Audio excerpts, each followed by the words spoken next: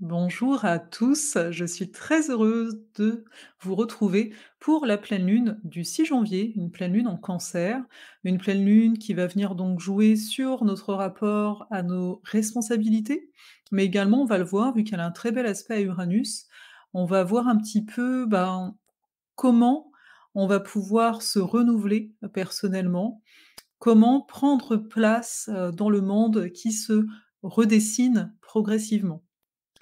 Je suis Farah Sabi alias Ozalé et j'aime à vous accompagner à travers des sentiers initiatiques ou simplement à travers ces vidéos pour mieux vous connaître à travers l'astrologie, à travers les astres, pour créer une vie qui nous correspond au mieux. Et j'ai envie de dire ici, on est vraiment à même de créer un nouveau monde. Alors, faut pas croire que ça va se faire en une année, ni en deux. Hein, on s'entend, c'est des choses qui mettent du temps. Mais à mon sens, le changement, enfin les changements qui s'opèrent en chacun d'entre nous en tant qu'individu peut amener, des changements beaucoup plus conséquents à terme. Donc on verra bien où tout cela nous mène. Sans plus tarder, on va aller voir cette carte de pleine lune et pour ceux qui, aimeraient apprendre l'astrologie en ma compagnie, je vous demanderai de rester jusqu'à la fin parce que j'ai une petite surprise pour vous. Un petit on va dire un petit voyage de 3 jours, totalement gratuit, mais pour ça, va falloir patienter un petit peu, n'est-ce pas? Alors, bon, moi je regarde la carte de mon côté, elle va s'afficher pour vous. Alors, qu'est-ce que nous avons là? Donc, pleine lune du 6 janvier, avec la lune, vous la voyez, elle est en haut, hein, le croissant de lune, à 17 degrés en fait du Cancer, et vous en avez peut-être l'habitude, on va regarder le degré Sabian. Donc je vais vous le lire, hein, donc chaque degré du zodiaque a comme une phrase poétique, un petit peu symbolique, et on va voir ce que celle-ci peut bien vouloir nous dire. Alors, un germe s'épanouit en une multiple floraison. Un germe s'épanouit en une multiple floraison. Je ne sais pas si vous vous souvenez de la nouvelle lune, hein, vu que là, on est au milieu du cycle avec la pleine lune, mais on avait une nouvelle lune en Capricorne avec pas moins de 5 planètes en Capricorne, donc c'était assez conséquent. Depuis cette nouvelle lune, on a Mercure qui est passé, rétrograde le 29 décembre en Capricorne et là, dans cette carte, Mercure est assez important. Il est, en lien au soleil et il est toujours rétrograde et on était rentré comme dans une phase où on nous invitait à nous tourner vers nous-mêmes, vers l'intérieur de nous, afin, de trouver des solutions en nous, tout simplement. Alors c'est sûr qu'il y a eu la période des fêtes, c'est sûr que c'était la fin d'année, c'est sûr que avec toutes les énergies capricorniennes, il y avait vraiment un appel à faire un bilan, à faire un tri, revenir à l'essentiel. Mais je ne sais pas si vous l'avez remarqué, il y a pu avoir une envie d'être seul, alors que même c'est les fêtes et qu'on est comme poussé quand même à être avec d'autres personnes, enfin dépendant, hein, des engagements qu'on avait pu prendre avant de rentrer dans cette période. Et là, lors de la pleine lune, ben, des choses s'éclairent.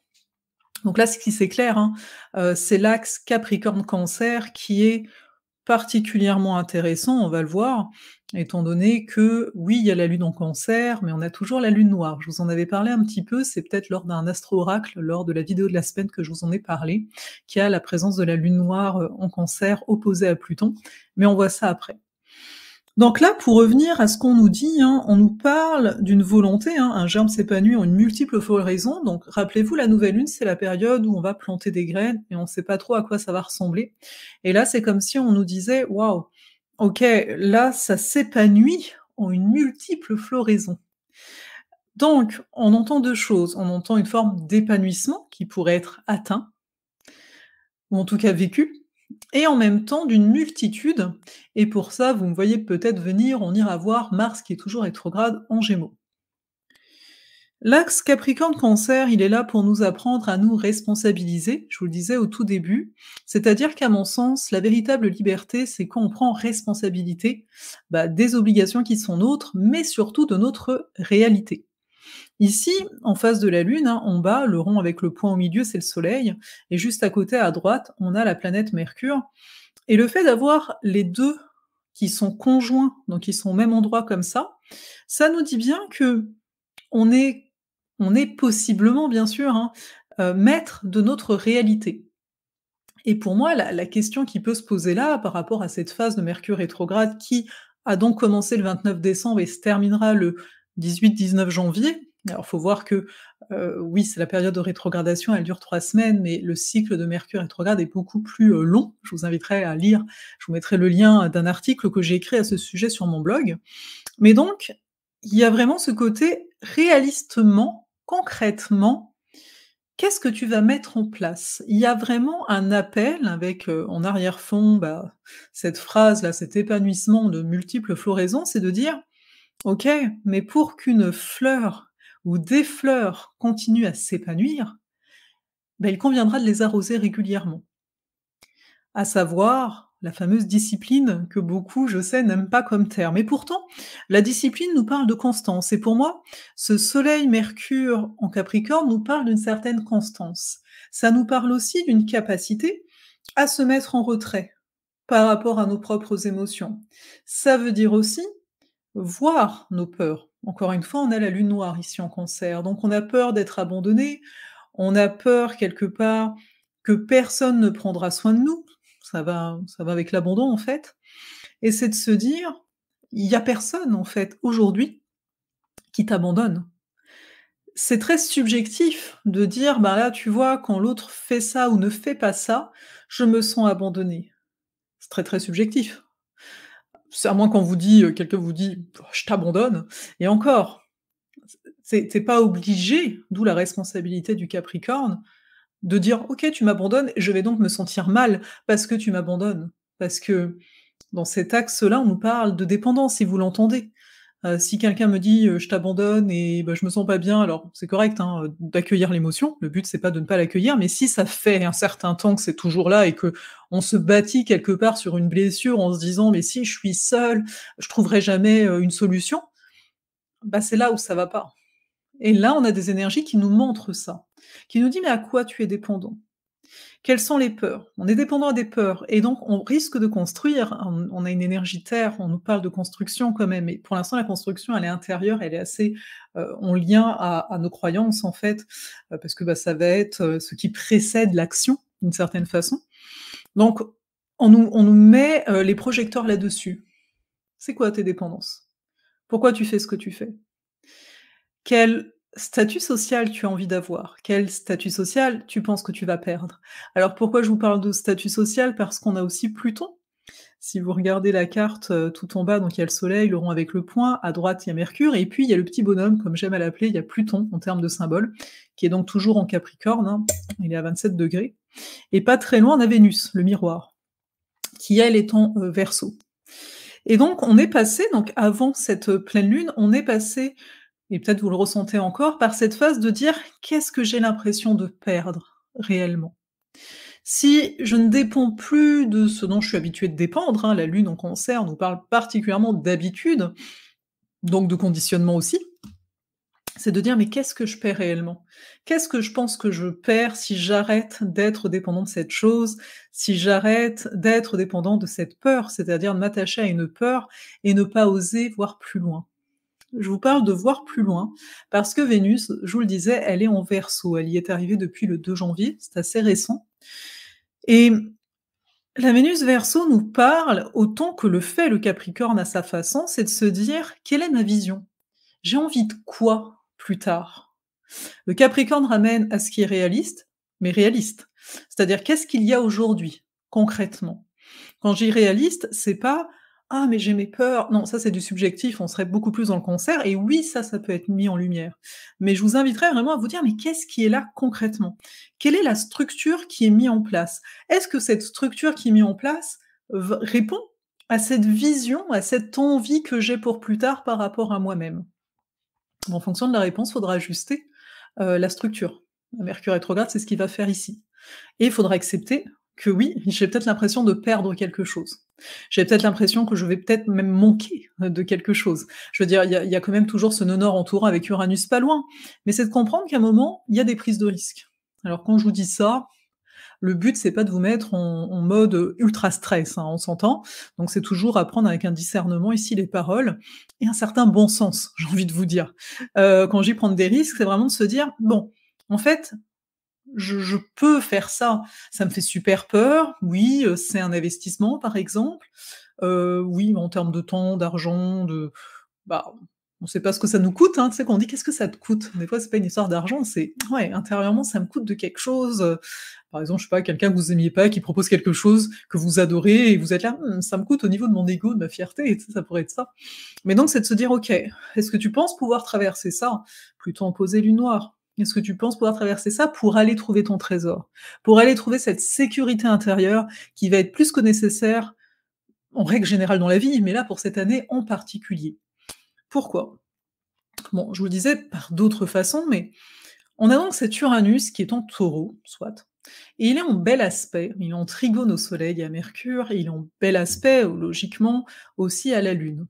Il est toujours, non loin du nœud nord, donc un peu qu'est-ce que c'est une énergie ici, Uranus, de qu'on est censé, hein, ça fait déjà pas mal de temps, déjà en 2022, d'apprendre de cette énergie-là. Et là, ça nous dit bien, vous voyez, je vous disais, va falloir ajuster notre structure, va falloir un peu se regarder au niveau de nos besoins, de nos habitudes. C'est des fois, on va dire, c'est un besoin, mais en fait, c'est une habitude. Dans le sens, tu as jamais fait autrement, donc tu as du mal à voir que tu pourrais faire autrement. Mais là, Uranus est donc en soutien, et ce sera ici à chacun de se dire: «OK, comment je peux innover? Comment je peux actualiser?» Quand on parle d'innovation, ça veut pas dire, recréer la roue. Ça veut juste dire que peut-être, bah, par rapport bien sûr à ce qui, vous questionne, eh bien, il y a peut-être qu'un 10% à modifier, un 10% d'aller trouver une originalité. C'est-à-dire d'arriver à ouvrir notre conscience, notre cerveau d'une certaine façon, pour se dire: «Waouh, j'avais jamais cru que je pouvais faire telle chose de telle façon. J'avais jamais cru que je pouvais m'offrir telle expérience de vie». Et peut-être aussi, de façon très factuelle, très capricornienne ici, de ramener au fait que nous vivons des expériences. Encore une fois, tant que ça vous met pas en super stress, dans le sens où ça permet une distanciation au niveau émotionnel. Parce que, je sais pas pour vous, mais parfois, bah, voilà, comme tout le monde, hein, on a des choix à faire dans la vie, hein, même des choix, voilà, un peu basiques. Des fois, je me ramène, je me dis: «Mais si tu te dis que c'est une expérience, en fait». Je veux dire, tu ne cours pas de réel danger. Il y a pas quelqu'un qui est prêt, là, à te tuer au coin de la rue. Oui, il y a peut-être un investissement, comme je vous le disais, oui, toutes les semaines, tu vas devoir aller à ce cours que tu vas prendre et cetera, mais en fait, c'est une expérience. Est-ce que tu as envie de faire cette expérience? Pourquoi à la base tu as envie de faire cette expérience? D'accord. Est-ce que tu as les ressources? Est-ce que tu as les moyens, physiques, matériels et cetera, de faire cette expérience dans des conditions qui font que tu vas pouvoir en profiter? C'est ça aussi, hein, ne pas oublier cette affaire. On a quand même un nœud nord Taureau, donc cette notion de prendre soin, hein, de soi. Donc vous voyez, c'est un peu ça ici comme type d'énergie qui nous est mis à disposition. Ensuite, je vous parlais de risques et cetera, parce qu'on a toujours Jupiter, hein, au début, du Bélier, qui lui est en bel aspect ici, enfin en bel aspect, non attendez, 1, 2, 3, parce que j'essaye de voir dans ma propre carte, oui, il est en bel aspect à Vénus.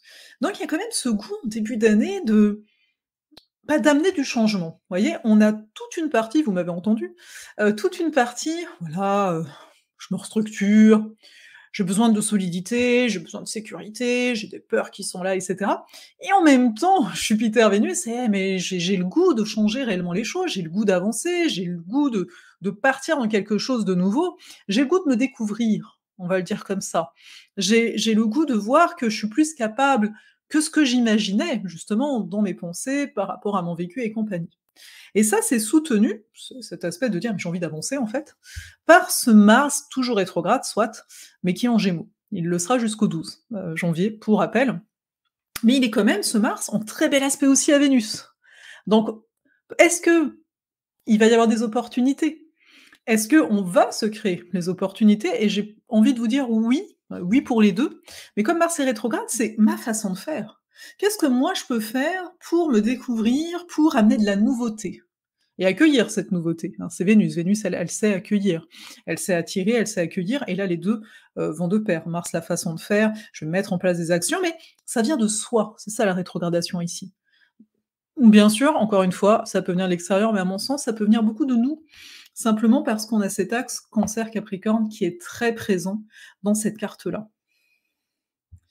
Il y a une planète qui est quand même essentielle à regarder, et qui se fait un petit peu discrète, c'est Saturne. Pourquoi? Parce que Saturne est maître du Capricorne, donc là, il est maître du Soleil, de Mercure et de Pluton. Et Saturne, il est entre guillemets «sage» au 23e degré, du Verseau. Il forme toujours un carré à Uranus, on est, on va dire un peu à la fin, de ce carré-ci. Enfin quoique, ouais, plus ou moins quand même, oui. Et il ne fait que ça. Donc ça rajoute ce que je vous disais tout à l'heure quand je vous disais: «Bah oui, on veut restructurer, et cetera». Parce qu'on a envie de changement, on a envie de s'actualiser. Avec Saturne Verseau, on nous dit: «Mais en fait, c'est une nécessité. Ça peut plus marcher comme avant». C'est ça que ça nous dit. Ça ne peut plus marcher comme avant, donc à partir de là, trouve-toi une solution. D'ailleurs, au niveau de la carte, là, je le vois en vous parlant, on a Vénus en Verseau, le maître Uranus, Uranus en Taureau, le maître Vénus. Donc même si ces 2-là n'ont pas d'aspect direct, ils travaillent de concert au sein de cette carte, au sein de cette pleine lune, du 6 janvier, à savoir qu'on a vraiment, cette capacité à voir nos valeurs différemment. C'est-à-dire à peut-être changer ce qui est réellement important pour nous, hem et se permettre aussi de se dire: Je sais pas exactement la forme que les choses vont prendre, mais j'ai bien envie de me tenter, parce qu'on a vraiment envie de ça, un nouveau souffle». Et peut-être que oui, ce nouveau souffle, hein, le propre d'Uranus, c'est les surprises. Bah, au début, on va pas trop savoir comment manœuvrer avec ça, on sait peut-être pas quand est-ce qu'on retombera sur nos pieds, dépendant ici de chacun. Il y a certaines personnes, ça va être beaucoup plus, vous savez peut-être les étapes. Il y a de toute façon une notion de planification, hein, qui est possible en ce début d'année avec ces énergies-là, comme assez régulièrement de toute façon. Mais là, j'ai envie de vous dire: osez voir loin. Osez voir loin, c'est-à-dire, bien sûr, il y a tout ce côté, bah, de survie, hein, on sait ce qui se passe dans le monde et cetera, donc voilà. Mais en même temps, il y a une nécessité pour avancer, justement en raison de tout ça, de voir pour dans 1 an, dans 2 ans. Vous voyez, vous limitez pas à qu'est-ce qui est là aujourd'hui, au niveau de votre esprit en tout cas. Commencez à manifester dès maintenant quelque chose, donc d'avoir q une sorte de ligne de mire qui peut être beaucoup plus lointaine, parce qu'on a besoin de cette vision d'ensemble. Et plus on va avancer bien sûr dans l'année, plus ça va s'affiner, c'est toujours comme ça, hein, voilà, ce qui est dans 2 ans, bah, dans 6 mois, c'est plus que dans 1 an et demi. Bien sûr que les choses peuvent changer, mais d'avoir conscience qu'on s'adapte, on apprend l'adaptation. Uranus conjoint au Nord, on l'a déjà appris et on va continuer à l'apprendre, donc pas besoin de s'en rajouter, j'ai envie de vous dire, par rapport à ça. Petite, chose que j'ajouterais par rapport à ce que je vois là. Je vous en ai parlé dans l'astro-oracle, hein, les énergies de la semaine, n'hésitez pas à regarder parce que, bah, c'est un petit condensé chaque semaine et on a une Cérès, en Balance qui est opposée à Jupiter en Bélier et pour moi, ça, c'est vraiment cette quête d'équilibre qui va être vraiment présente tout le long de l'année. La quête d'équilibre entre est-ce que c'est vraiment raisonnable et en même temps, est-ce que j'ai envie d'être raisonnable ici et maintenant? Donc il y a le goût d'avancer vraiment très fort avec ce Jupiter, en Bélier et la Cérès Balance, elle nous dit: «Mais ces notions de donner-recevoir, donc de trouver l'équilibre là-dedans. Je peux pas toujours être à disposition des autres et c'est d'apprendre que, bah, c'est correct de pas toujours être à disposition des autres, hein. On est très, dès qu'on est dans la balance, très en lien aux autres et compagnie et en même temps, c'est de comprendre qu'on a besoin de recevoir, que ça fait du bien, que ça fait partie, hem, j'ai envie de dire de la bonne circulation des choses. Si j'ai de l'espace pour recevoir, pas forcément de la personne à qui j'ai donné, on s'entend, ben, je d'une certaine façon, ça circule. Voilà, donc c'est le propre pour moi de cette opposition-là. Ensuite, là, dans quelques temps, ça va devenir de plus en plus, exact.